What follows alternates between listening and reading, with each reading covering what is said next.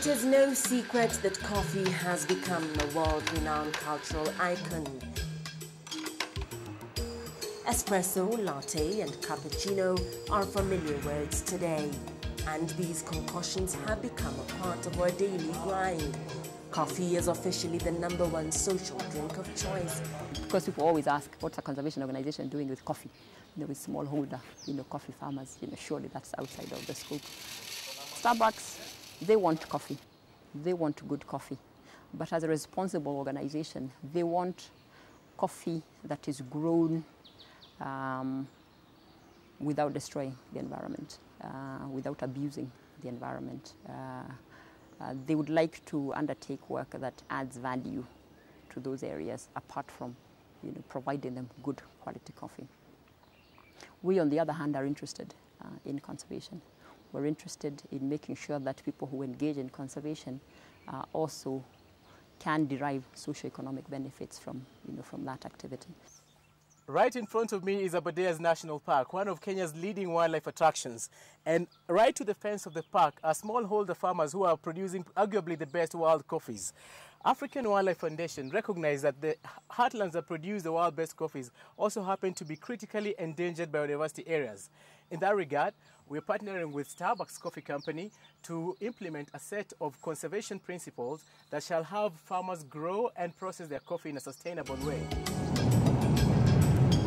This is a journey with the African Wildlife Foundation in partnership with Starbucks Coffee Company. A journey from bean to quality coffee in a cup. We believe we need to look at the ecological viability, we need to look at economic viability, and where we believe we also need to secure a lot of space so that the wildlife of Africa can be conserved with the openness that they currently enjoy. Coffee berries are most commonly picked by hand by smallholder coffee farmers and their families. This project will run for 3 years and will undertake 4 main activities. The first activity will include helping farmers with on-farm agronomy services, and also will be training factory managers to help them process their coffee in a way that is environmentally friendly. At the same time, we'll be conducting marketing and verification services. African Wildlife Foundation and Starbucks Coffee Company will be implementing a set of conservation practices referred to as cafe practices, whereby we'll look at the entire supply chain and ensure that farmers get the equitable value, but at the same time that they grow and process their coffee in an environmentally sustainable manner.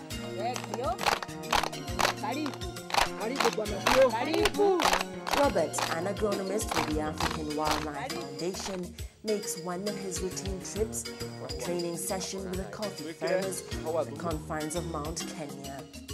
Together with soil sampling, adequate manure use and proper pruning, at the same time, Robert encourages farmers to reduce use of synthetic fertilizers and to plant indigenous nitrogen-fixing leguminous trees to increase on-farm tree canopy where conditions against coffee berry disease are permissive.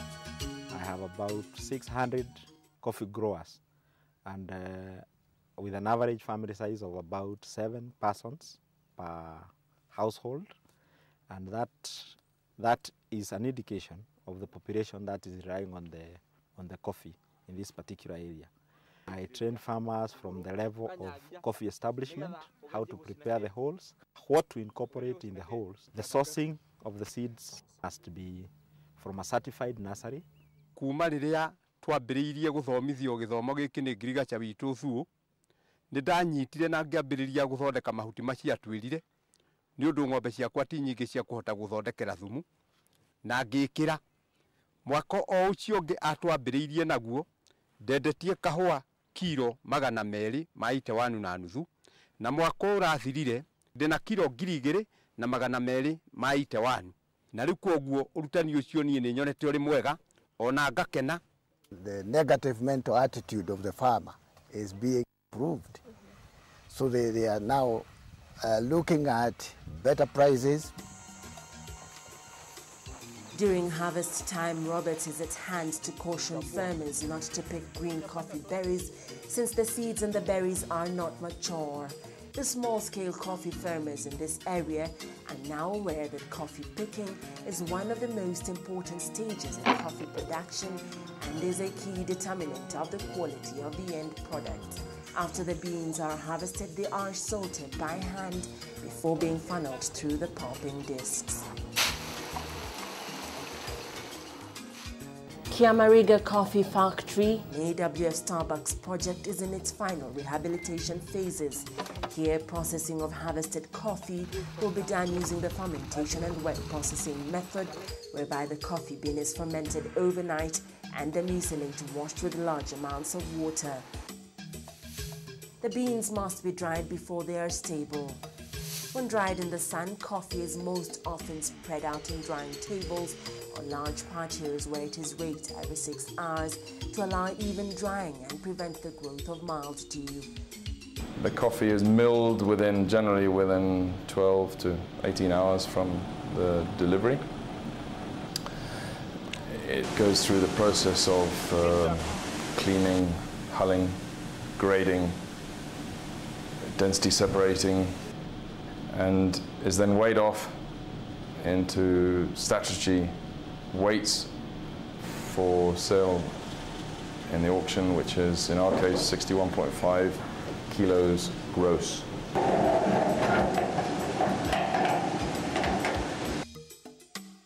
Product quality is a prerequisite for participation in the AWF Starbucks project.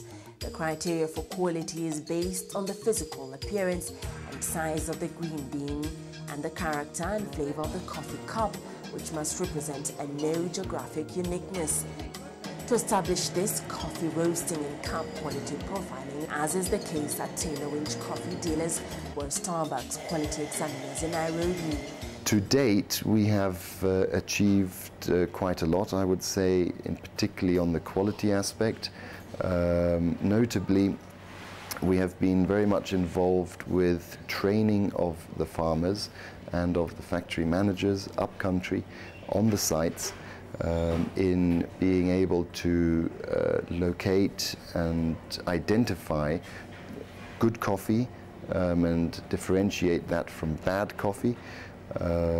We have pointed out to them many aspects of their factory management which will affect the final cup and the final appearance of the bean, and this ongoing training in the field has so far yielded, I think, very good results, and certainly has been met very, very enthusiastically.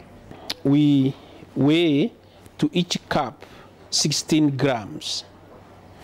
We put then hot water, we let it cool a bit, we stir it, and then we remove the froth. And basically we are looking for 3 very basic things in coffee. We are looking for the acidity, good body, and also flavor. A cupping spoon is thereafter used to get a sample. The cupper then slurps it in, lets it spray all over the mouth, and allows the aromas to travel up into the nasal cavity. Next, each coffee is evaluated and rated on cleanliness, sweetness, acidity, mouthfeel, flavor, aftertaste, and balance. The coffee is given an overall numeric score. The top scores are selected as the best and most unique coffee, which can then be sold for the highest price, ensuring the farmers' hard work and efforts are financially worthwhile. What we want to do is to hold each and every player in the supply chain accountable for delivering value to farmers, but at the same time for ensuring that the environment is protected and biodiversity prospers.